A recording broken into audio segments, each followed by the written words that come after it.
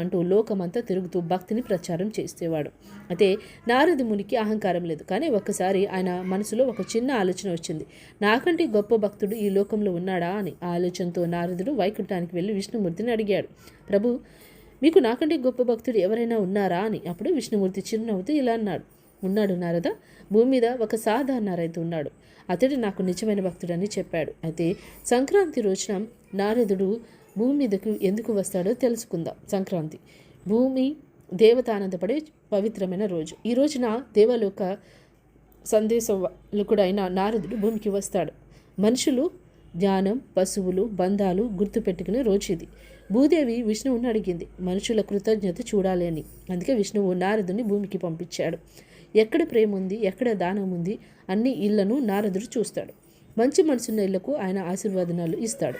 అందుకే సంక్రాంతి రోజున నారదుడు మన ఇళ్లకు వస్తాడన్నమాట. దానం, కృతజ్ఞత, కుటుంబ బంధాలు ఉన్న ఇల్లు దేవతలకు కూడా ఇష్టమట.